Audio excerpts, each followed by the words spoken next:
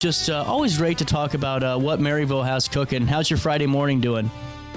Oh, it's going really well, CJ, and I appreciate you having me on. How's your day going? Oh, it's perfect. We're, like I said, it was all great in the 9 o'clock hour, and then I got behind in the 10 and never looked back, you know? It's a fluid situation. That's right. That's very true. Well, Maryville, the last time we talked, was having a lot of excitement. I know the bandstand was, either coming in or just had gotten installed, and there were some great events coming down the pipeline. How's the state of Maryville right now? Oh, we're doing really well. A lot of exciting things happening here in town. Our entertainment pavilion, all the financing has been put in place and construction work has started on it. When it's all said and done, Fireman's Park here in Maryville is like our town square, and it's going to be completely revitalized. A lot of people are focusing on the pavilion itself where the bands play, but it's much more than that. We have all new lighting, all new electrical coming in, new landscaping. So it's going to revitalize the park and really, ignite our community. That's awesome. Well, and it's going to be a really exciting time for everyone to go and check it out throughout the, region and really get to stop in and just see what Maryville has to offer. And really, Mayor, that's what I mean. It's a great community that you guys have, and really just from the first responders to the neighbors you have. And I like the fact that you guys recognize them too with that Good Neighbor program too. Oh, well, thank you. Yeah, that was a part of our Maryville Community Improvement Board, and it's just a wonderful group of volunteers who go out of their way to put time in and make a special effort to recognize, their fellow citizens for just doing, nice acts. And when I say that, they don't do it for any monetary gain or any recognition. These are people who are just being good neighbors. And so when we have the opportunity to give somebody a pat on the back and recognize them in a meeting for just being a good neighbor, I think that's good for everybody in the community. 1,000%. And going off of that too, take me through 2026. What are you looking forward to specifically in your position within the village? Well, as always, smaller communities like ours, we have a lot going on, despite the fact that we don't have the population that some of our neighboring communities do. But a lot of what we have in the hopper right now are big infrastructure projects that we're working on. I get asked almost every day about our new roundabout that's going in, and that's at the intersection of Route 162 and Keebler Road. It's been an area of horrible traffic congestion for years and years. Unfortunately, we had a terrible fatality about a decade ago with a teenage girl, and the board recognized the fact that we had to do something to try to make it safer. And so I'm very happy to say that our construction is on schedule, and our new roundabout should be open in late spring or early summer, and that's really just going to make commutes so much faster. It's going to alleviate, lots of headaches and traffic congestion, and so it's a good project. Well, and honestly, that is a really exciting project to follow, and I know that a lot of the public is going to be excited about that. I'm a big proponent of roundabouts when they're able to be put in, and that's definitely one that we're going to follow along with whenever it's open. We'll make sure we post about it and have an article ready.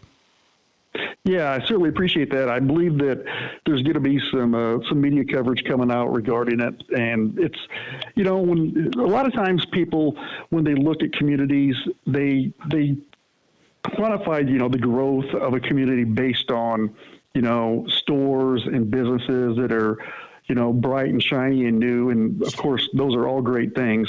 But really, the backbone of communities is our infrastructure, our police department, and our fire department. And I'm very proud to say that we have, great first responders. We have an incredibly safe community. And also, I don't think anybody would argue some of the most beautiful homes in the entire Metro East. Oh, 1,000%. And so many times too, you see the younger family or maybe the family that's finally getting established out there looking for that, that quote unquote American dream of what that life looks like, and to not look at Maryville would just be a foolish thing to do. You guys offer so much when it comes to that, family atmosphere on life. And when it comes to public safety and first responders, you guys do go above and beyond. And it's great to touch on that too. Mayor, when it comes back to infrastructure, are there any other projects we should fill in the public on?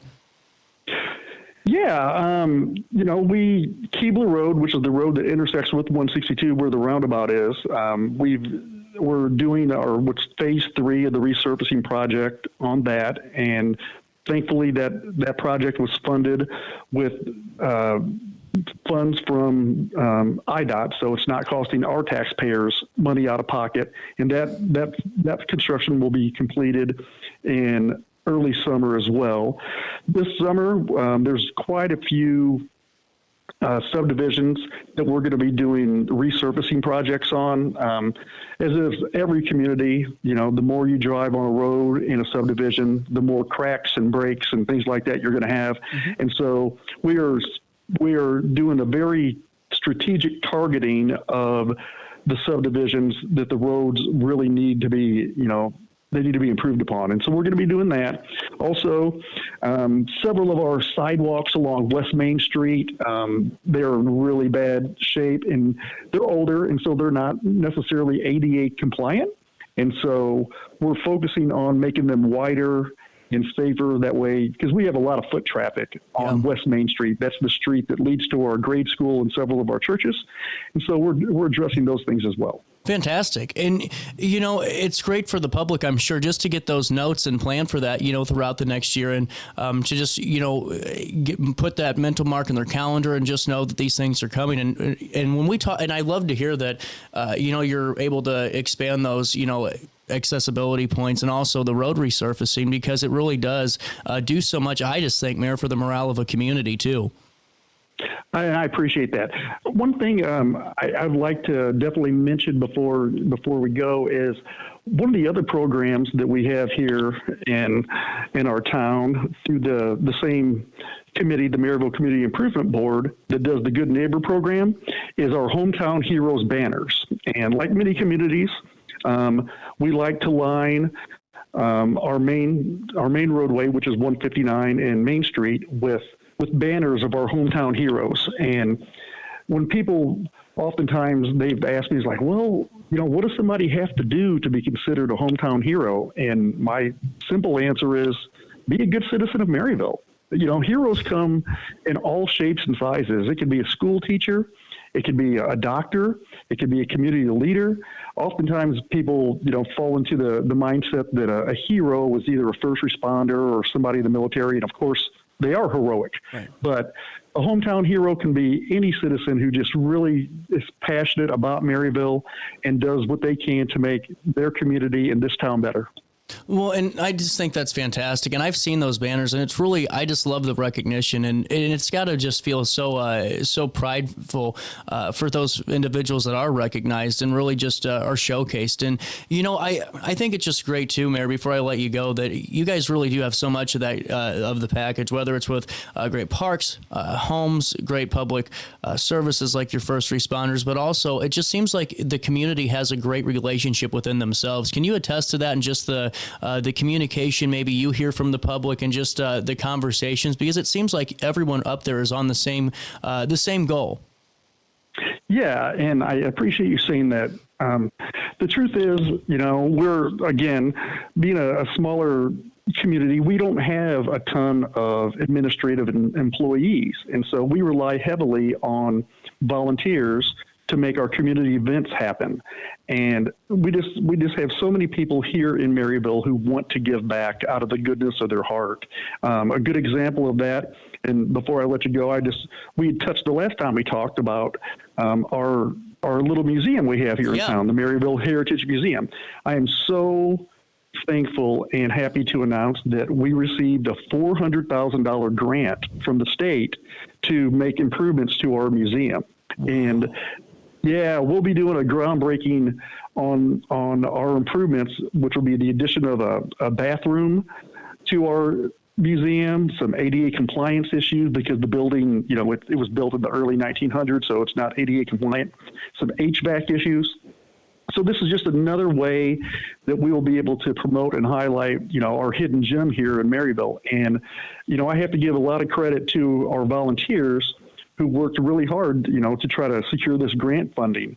And, when a community our size receives a $400,000 grant, for bigger communities, that's like a $4 million grant.